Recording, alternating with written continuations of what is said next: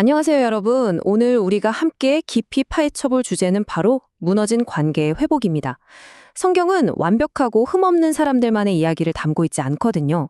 오히려 이리저리 부딪히고 갈등하고 때로는 다 포기하고 도망치고 싶은 우리의 진짜 팍팍한 삶을 그대로 비춰줍니다. 오늘 본문은 요셉의 여정을 통해서 우리가 이 복잡하게 꼬인 관계의 실마리를 도대체 어떻게 풀 수 있는지 아주 명확하게 보여주는데요. 자, 그럼 바로 시작해볼까요? 우리가 살면서 진짜 자주 던지게 되는 질문 하나가 있죠.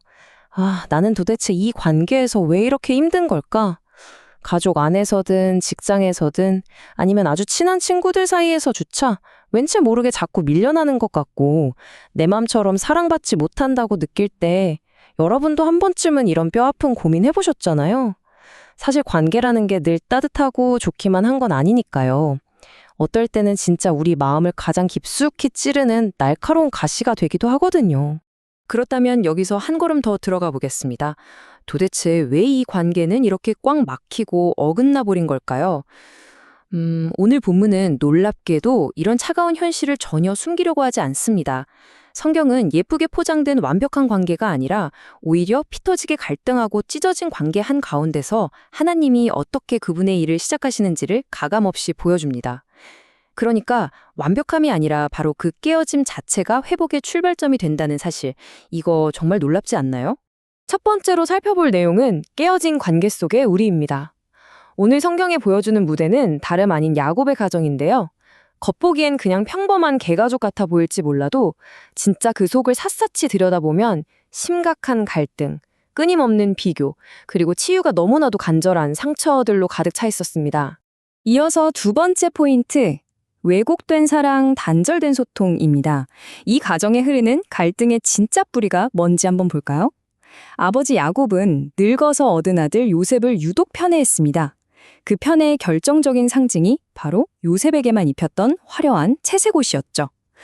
아버지 입장에서는 특별하다는 사랑의 표현이었겠지만 그걸 지켜보는 다른 형제들 눈에는 과연 어떻게 보였을까요? 그건 사랑이 아니라 너무나도 명백하고 폭력적인 차별이었습니다. 자, 이렇게 관계가 와르르 무너지는 과정을 단계별로 또 나눠서 살펴볼게요. 첫 번째 단계인 편애, 그러니까 그 특별한 채색 옷이 두 번째 단계인 뼈아픈 차별에 대한 인식으로 넘어갑니다. 이게 속에서 계속 곪으니까 세 번째 단계인 지독한 미움이 되고요. 결국 마지막 네 번째 단계, 말문이 턱 막히는 것으로 끝이 나버려요. 성경을 보면 형들이 요셉에게 편안하게 말할 수 없었더라고 아주 정확히 기록되어 있거든요. 방향이 틀어진 자기중심적인 사람이 어떻게 소통과 관계를 아예 박살내버리는지 적나라하게 보여주는 흐름인 거죠. 그래서 여기서 우리는 스스로에게 이런 묵직한 질문을 한번 던져봐야 합니다. 나는 지금 주변 사람들에게 어떤 사랑을 주고 있을까? 우리 인간의 방향 잃은 사랑은 자꾸만 누군가를 끝없이 비교하게 만들고 결국 깊은 상처를 주게 되잖아요. 하지만 하나님의 사랑은 다릅니다. 비교하지 않고 차별하지 않으며 타인의 허물을 은혜로 포근하게 덮어주는 사랑이죠. 우리가 주는 이 왜곡된 사랑의 방향을 다시 하나님께로 확실히 돌려야만 무너져 내린 관계의 첫 단추를 제대로 끼울 수 있습니다. 세 번째 섹션, 하나님의 꿈, 인간의 시기입니다. 이렇게 관계가 꽉 막혀서 병들어가는 답답한 상황 속에서 요셉이 아주 기가 막힌 꿈을 하나 꿉니다. 형들의 곡식단이 자기 단을 향해 엎드려 절하고 심지어 해와 달과 11별까지 자신한테 절을 하는 꿈이었죠. 사실 이건 그냥 철없는 소년의 허풍이 아니었습니다. 앞으로 웅장하게 펼쳐질 하나님의 거대한 계획을 미리 보여주는 엄청난 계시였거든요. 그런데 진짜 흥미로운 건 똑같은 꿈 이야기를 듣고도 반응이 아예 두 갈래로 극명하게 나뉜다는 겁니다. 한쪽을 보시면 형들은 네가 참으로 우리를 다스리겠느냐 하면서 자존심 상해하고 엄청난 시기심을 불태웁니다. 철저하게 자기 중심적인 반응이죠. 반면에 아버지 야곱은 좀 바릅니다. 겉으로는 아들을 툭 꾸짖었지만 속으로는 그 말을 마음에 깊이 간직해 두었죠. 얄팍한 시기심과 하나님 중심의 묵직한 인내가 얼마나 선명하게 대비되는지 확실히 보이시죠? 우리가 다른 사람이 잘 나가는 걸 볼 때 속에서 막 시기심이 끓어오르는 이유가 뭘까요? 그건 바로 여전히 나 자신이 내 삶의 한가운데 떡하니 버티고 서 있기 때문입니다. 오늘 본문이 말하는 참된 믿음이란 지금 당장은 그 상황이 도무지 이해가 안 가더라도 하나님의 일하심을 내 마음속에 잠잠히 담아두는 겁니다. 내 좁디 좁은 시야로 상황을 섣불리 판단해 버리는 게 아니라 하나님의 신비로운 계획이 펼쳐질 수 있도록 내 마음 한구석의 빈자리를 넉넉히 내어드리는 거죠. 바로 이게 꼬인 관계를 풀어내는 진짜 성숙한 믿음의 자세입니다. 네 번째 파트는 이야기의 분위기가 확 바뀌는 전환점, 바로 위기를 향한 순종입니다. 아버지 야곱이 요셉을 딱 부릅니다. 그러고는 요셉을 진짜 끔찍하게 미워하는 그 형들이 먼 곳에서 양을 치고 있는데 가서 애들 잘 있는지 보고 오라고 심부름을 시켜요. 미움과 살기가 팽배한 그 위험천만한 곳으로 가장 사랑하는 아들을 쑥 밀어넣는 아주 팽팽한 긴장감이 흐르는 순간입니다. 바로 그때 요셉의 입에서 이 대답이 나옵니다. 내가 그리하겠나이다. 여러분, 이건 진짜 짧은 한 문장이지만 이 말이 가진 무게감은 상상을 초월합니다. 요셉이 눈치가 없어서 상황 파악을 못한 게 아니거든요. 형들이 자기를 얼마나 혐오하는지, 그 심부름길이 얼마나 소름 돋게 위험할지 누구보다 뼈저리게 잘 알고 있었을 겁니다. 그런데도 요셉은 뒷걸음질 치지 않고 그 길을 향해 묵묵히 걸어가기로 결심하죠. 여기서 우레는 순종의 진짜 의미를 다시 쓰게 됩니다. 순종은 내 그날그날의 기분이나 휙 스쳐 지나가는 감정에 이끌려서 마지못해 억지로 하는 게 아니에요. 오히려 아버지의 선하신 뜻을 온전히 신뢰하기 때문에 내리는 의도적이고 자발적인 선택입니다. 껄끄럽고 두려운 감정조차 거뜬하게 뛰어넘어버리는 굳건한 결단인 셈이죠. 요셉이 걸어간 경로를 한번 쭉 따라가 보겠습니다. 첫 번째로 헤브론에서 아버지의 명을 받고 출발합니다. 그리고 두 번째, 세겜에 도착했는데 형들이 이미 떠나고 그 자리에 없는 거예요. 사실 여기서 그냥 핑계대고 집으로 쏙 돌아가 버려도 그만이었을 겁니다. 그런데 세 번째를 보세요. 요셉은 멈추지 않고 낯선 도단 땅까지 수소문해 가면서 기어코 형들을 찾아냅니다. 참된 순종이라는 건 이렇게 상황이 꼬이고 길이 콱 막히는 것 같아도 절대 뒤돌아서지 않는 끈질긴 영적 발걸음이라는 걸 성경은 너무나 잘 보여줍니다.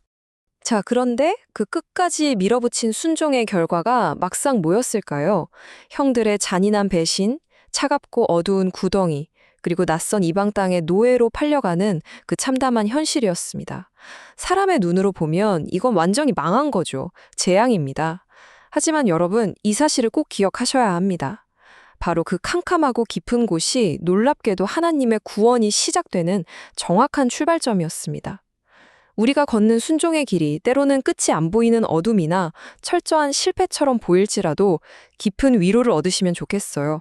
하나님은 우리가 전혀 볼 수 없는 가장 밑바닥에서조차 가장 정교하고 단 한 치의 오차도 없이 일하고 계시거든요.